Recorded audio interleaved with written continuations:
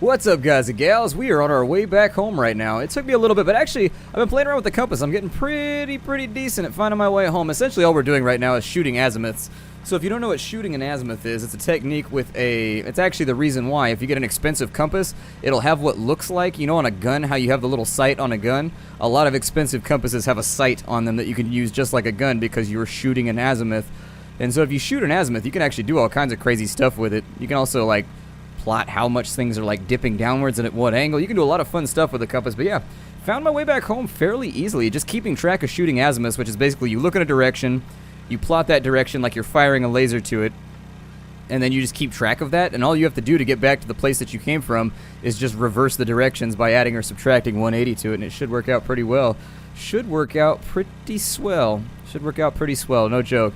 This should be our island right here. I might be wrong, but I think this is it over here. I don't know. I gave myself a 290 west from the last island. It took me a second to find the other island, but that's because I navigated in the fog the last time we went there.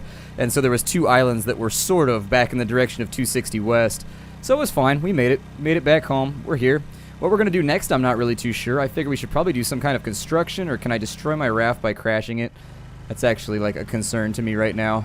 Hold on. No, don't go over the rocks. Don't bust up our propeller. That's like the only one I've ever found. That's the hard one. Like, out of everything you have to find for the boat, it's the propeller. I can never find the propeller. Figure we should do a construction episode. How's that sound? Like, build up our base a little bit better, get it all nice and kind of like where it needs to be. What happens if I beach this thing? It looks like it still sort of functions on land. I might be able to use this to tool around a little bit more than I thought. Either way, though, let's pull this thing in. We want to go back 110 east in just a little bit. Looks like there's some kind of reflective quality to the letters on our compass. Typically the north arrow is actually marked in a different color too. I find it a little bit odd that the north isn't like red or orange typically. The needle's right though. It's got a red and a white needle, although the one on my compass was an orange and a black needle, but that was for a specific reason, because you take a direction, depending on what you were doing in geology, you're turned off, right? Okay, great. He's like, yep, whenever I'm around you, I'm turned off. I'm like, whoa, sick burn, motor. Sick burn. That hurts my feelings. I'm going to go cry for a while.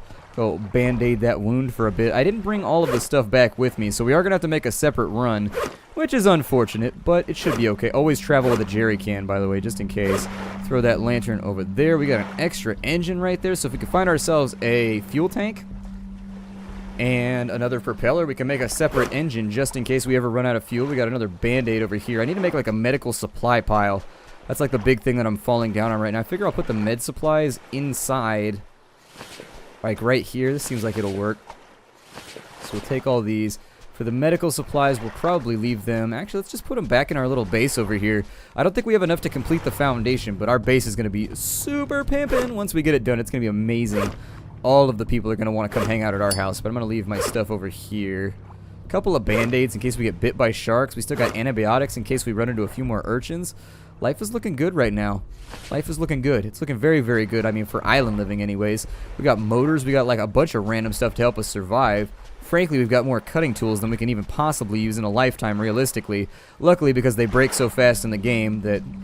Well, they break so fast in game that really real life experience doesn't matter here. But... the jerry can through the hammer over there. Alright, pretty excited about our stockpile right now. We need to bring back some wood though. I think that's the next thing I'm going to get after is we need to bring back a bunch more wood. So maybe like a full armload. I know at the 110 East Island I left a whole bunch of wood sitting around right there. I'll bring an axe with me just in case. We'll throw the tube of air over here too because we aren't going to be diving at all. We've basically scavenged every wreck in between here and Timbuktu, so... I think, let's see, we want 110 East right over Mia, so that's our island right there.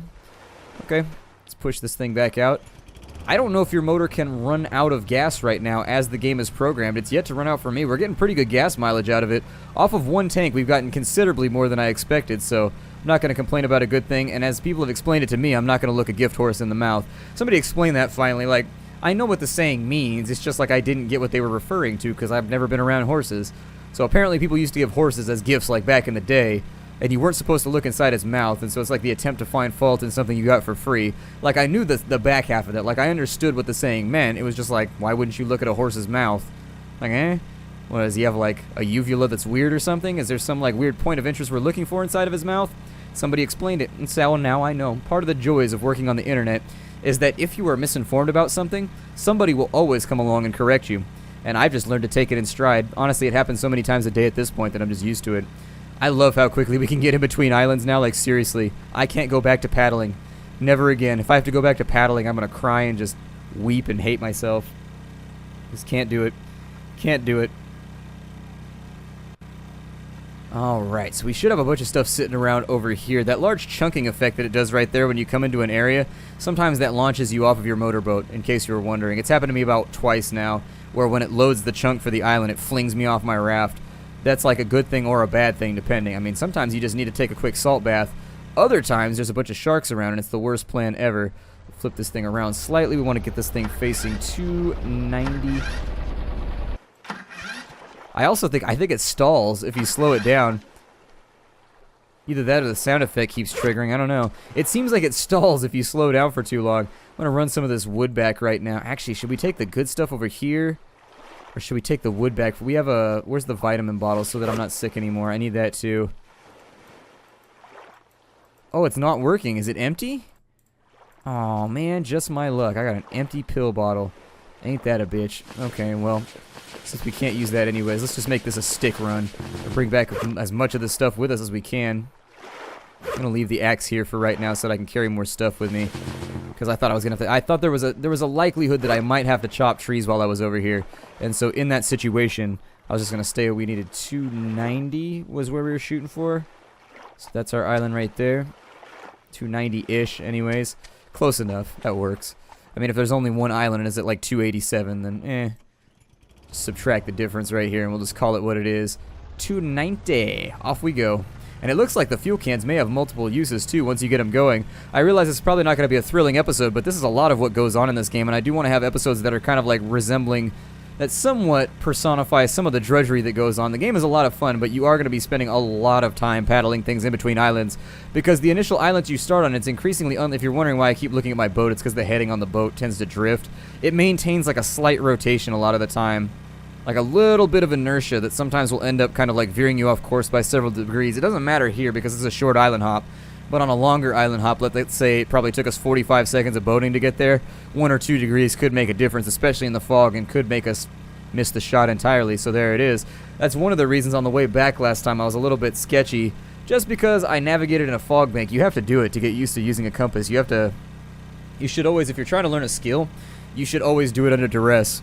Like, you should do it in a situation that's stressful, because that's really what tests whether or not you know how to do a thing, is if you can do it when there's crunch time, or when you're nervous, or when you can't think straight. And if you can do it when you can't think straight, that means you got it down 100% pat. I don't know why people say 100% pat. They say that here. I don't know if that's like a southern thing. My dad says it, actually. I've never heard anybody else say, got it down pat. I don't know if there was a guy named Pat who was just like down for anything, but, you know, like, hey, Pat, we got to ride on these dudes. And Pat was like, yeah, I'm down. And then Pat goes out like a rider. I don't know. I just don't know. But either way, my dad says that all the time. Got that thing down pat. He's from Atlanta, so I figure, I don't know, maybe.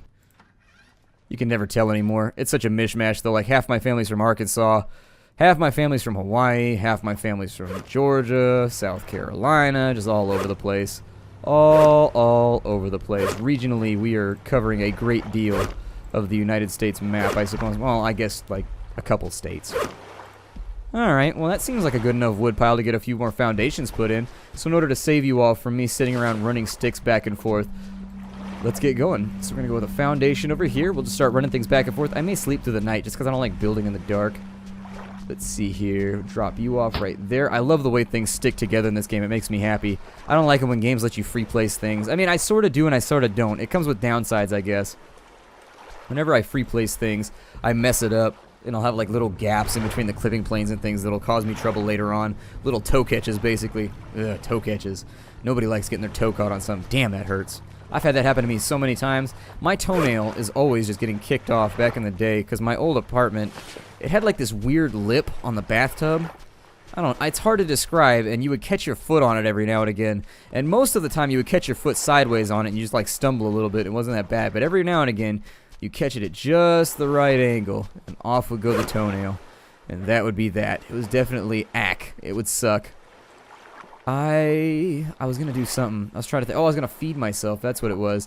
There's a bunch of coconuts laying on this side of the island. I need to, like, corral them up and just, like, bring them all over. I think I've pretty much destroyed all of the forestry on this planet. Definitely, I think the Department of Forestry is going to be upset with me. They seem to look down on destroying nature. As do I. To be honest, although I'll be a realist about it, sometimes you gotta chop down a tree to build a house. It is what it is. I mean, I live in a house, so I'm kind of a hypocrite if I like bitch at other people for chopping down a tree to build a house. Sort of how I feel about it, but nonetheless, if you're going out into like a preserve area, generally I try and follow the rules and leave no trace and all those fun backpacking rules while you're out there. I'll eat in just a second. It's not that big of a deal right now, right? Yeah, we still got a couple of pips left. Pip, pip, Cheerio. There we go. Put that right there. I don't like Cheerios that much. They are not my favorite cereal. However, the flavored variants, I can go for those for sure. Like, for example, I love the apple cinnamon Cheerios. Those things are dank as hell. However, I hung out with SoCal people too long, and then I started saying dank. It was an accident. I didn't mean for it to happen. All my NorCal people know what's up. I started saying dank, though. Nobody up here says that, but I went to college, and everybody at college was from SoCal. Weirdly enough, they all came up to Sonoma to go to college. I don't know, like, SoCal people really, really like coming to Sonoma for college. A large majority of everybody I knew was from way down in, like, the San Fernando Valley somewhere in college. Very, very few NorCal people actually there. There was me and another one of my friends, one of my best friends, in fact. He's from Napa, and that's all chill. I'm from out in the Vallejo direction. I purposefully leave out where I'm from because I have people that dox me and do all kinds of dickish stuff to me all the time. And so, like, I prefer to cut down on it. I know by bringing attention to it. This is a real problem, though, for YouTubers, is people will be like, look, he lives right here on Google Maps. I know how to use Spokio. There's actually, I went through, like, 50 of those websites and, like, requested them to take down my information and everything. It's just like, God. You don't realize until, like, you actually investigate how easy it is to find information on just about anybody. Like, essentially, if you give me somebody's Facebook, from there, I can probably find what they were doing, like, in the last 24 hours. I could probably find you a picture. I could probably find something. It's ridiculous, especially once you practice it a little bit. Like, rapidly you could figure stuff out. It's ridiculous how much of your information is just, like, indexed by spiders on the internet. You know what a spider is? Essentially, it's just a little bot that, like, runs around the internet finding little snippets of information, and then it indexes them all under your name. Yeah, this house is going to be dope once we get it done. It's going to take a lot of wood, but once we get this thing finished, our mega house is going to be the stuff. It's going to be so much better than our last house, but it's going to require a lot more wood harvesting, so I don't know. I'll drop the hammer right here on that side. Did we feed ourselves already? We did not. So let me drop some sticks. That's not going to be enough for us to get anything else done. However, I'm going to take a hatchet with me. Do I still have the jerry can? Take a jerry can with me just in case. I'll eat some potatoes before we head out. How's that sound? That sounds pretty good. I like to imagine that they come off of here twice baked. If you've never had a twice baked potato, you are cheating yourself. You should treat yourself like you deserve it. Twice baked potatoes are among the greatest things I've ever tasted in my entire life. Did you just knock over my coconut pile, Finnegan? I know I haven't been giving. He's like, I haven't been in an episode in like 2 episodes. You need to reference me and bring me up to remind people that I'm here. I'm gonna knock your shit over. I'm like, fine then, you asshole. Kind of being a little bit of a stage hog right now, though, man. I'm just letting you know. Like, you just be a little bit more careful. Your contract is very, very kind of untenable right now. It's definitely, it's on the edge. It's in escrow, but I can still do away with it. I can still do away with it if I really want to. Through no harm to myself. I'm a little bit disappointed I can't heal my sickness right now. I am not down with the sickness, regardless of what Disturbed might tell you. Let's see here. Yeah, we're fine. Whatever. We are all good. Let's see if I can do this with a fog bank going on. I bet I can do it. We just need 110, so it's going to be right over here. Let's kick that thing on. Try and give ourselves a little rotational vector here. I hated that in physics. Once you got into like rotational vectors and a bunch of other stuff, oh, it's such a... I think it works a little bit better if I back it up. Oh, never mind. The fog bank's going to go away. Not my problem then. I feel like the rotation works a little bit better if you give it some like forward velocity to work with. It's like, okay, I like that. I could work with that. Luckily, we got a lot of fish out in the ocean, too. I want to catch a marlin. I've seen them. Did I put the marlin in an episode? I don't know if that was in an episode that I edited out. Sometimes I have really boring episodes that, like, I just edit out because I don't feel like they do anything. It's just me sort of getting my bearings, getting lost, and not doing anything, and so I just omit them entirely. But I had an episode where I saw a marlin, like a big old, either that or a swordfish. I don't know if it was are marlins and swordfish the same thing? Somebody that's been around marlins will have to tell me. I don't know. I've never fished for marlin. I've gone fishing, we've gone crab fishing a bunch of times when I was a kid. We've gone like random fishing out in the bay too when we go out to Dillon Beach. I talked about that back in the day. or back in another episode anyways. I don't think that quite it was an hour and a half ago when I was recording the episode before this. But anyways, we used to camp at Dillon Beach. Nobody goes there anymore because it's kind of like one of those weird locations where people have just started squatting there in this weird like shanty. This happens all the time in California. So there'll be public land and it'll be totally empty and people start camping out there.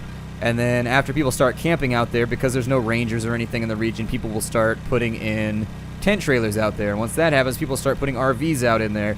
And soon enough, you got people just like squatting motorhomes out there and then siphoning off the local power from like the nearest city in order to get things done. And then they act like somebody's... So eventually what'll happen is somebody either from the power company will come by. I'm willing to bet that's probably the case first and foremost. But eventually somebody will either come by the park service or somebody will come by who's with the electrical company, and they'll start giving eviction notices because it's owned by the National Land Grant, like it's owned by the federal government. And pretty soon these people will be up in arms acting like somebody cheated them, even though they've been squatting on public land for the past 25 years without paying taxes or dues on it. You're supposed to, if you're living on public land, you have to pay money to do that. Like, you don't just get to do that for free. Like, you can camp out there and enjoy the land, but if you take up a permanent residence, you owe them rents just like with anywhere else. And so people will... That's what happened at Dillon Beach anyways. People gave them... It turned into like this sprawl. Like, I can't even describe it to you. It actually kind of sucked. Because I used to camp out there when there was nobody out there. And we camped for like a week and we come home. Now if you go out there, it's just like trailers as far as the eye can see. It's like a never-ending trailer park along the ocean. And it's just like, oh my god. And so they served eviction notices out there a year or two ago. I remember people were making a stink about it. Like, this is my home. I'm like, well... It's public land. You can't just like drop a trailer wherever you want. Like, let's say you drop a trailer in somebody else's front yard. How long do you think that's gonna fly before somebody comes along and like calls you on it and is like, yeah, you need to move this? Government's the exact same way. They own the land. It's theirs. So, all things considered, public land is there for usage by the public, but you're not allowed to live on it. You're allowed to camp there. You're allowed to hang out there and enjoy the land, but you're not allowed to like take things from it. So, for example, if I wanted like a stone from there, like a big rock, technically you're not allowed to take it off public land. You're not allowed to chop down trees, stuff like that. Anyways, it used to be a nice place, and now it's just a squatter's haven as far as the eye can see. I seem to remember there being a stink about that a little while back. There was another spot that was like that too for a while, out by Lake Berryessa, where people were squatting out there. Like, there was a big giant trailer park out there that people had just erected, and the government came by, but that was because they were going to flood it, as I recall, because Berryessa is an artificial lake, if I remember correctly, because of the Berryessa, they put in the Berryessa Dam. And so I think the lake is actually artificial. If you dive down to the bottom of it, like if you scuba down to the bottom of the Berryessa Lake, there's actually like buildings and like cars and stuff down there at the bottom of the lake. Well, we brought back a little bit of something, but I'm always amazed how quickly the wood vanishes when I play this game.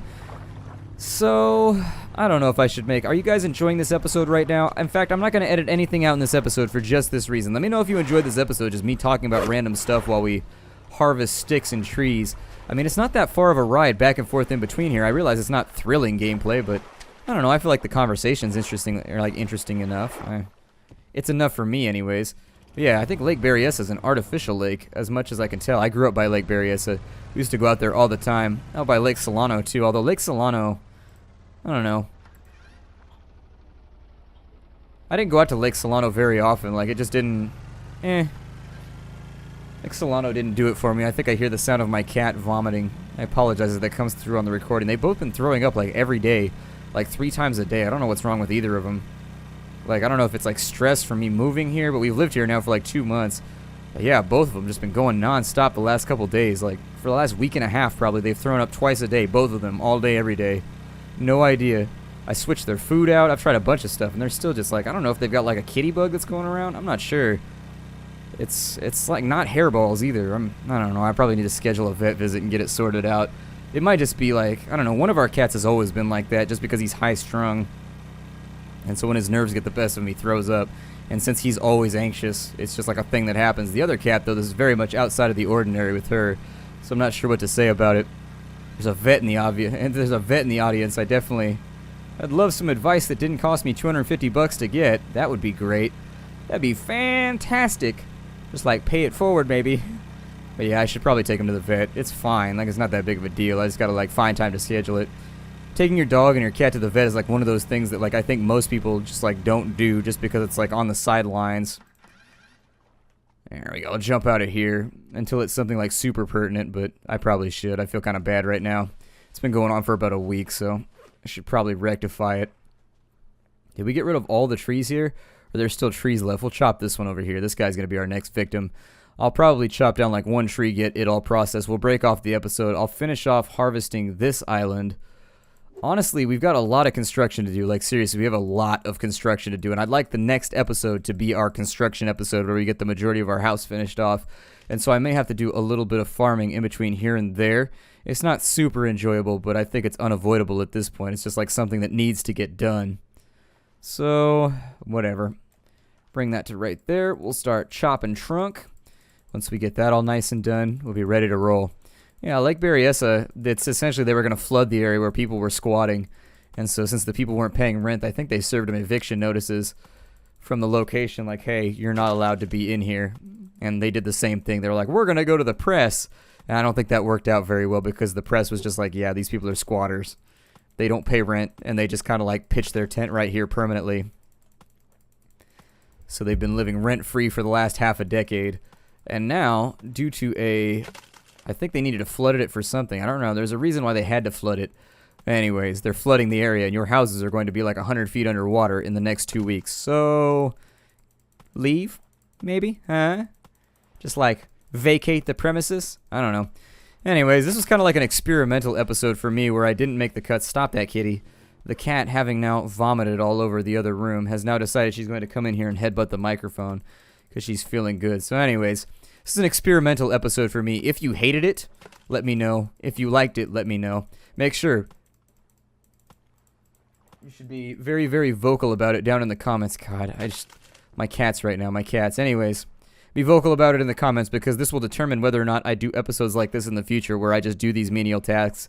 If you want to see these get edited out, be vocal about it. If you don't want to see it get edited out, be vocal about that as well. Obviously, I'm not going to take like a rough vote. I just want to see what the public opinion is about this episode. That's also why I'm going to cut it a little bit short here. So anyways, I'll see you all in the next episode. Hi do, everybody.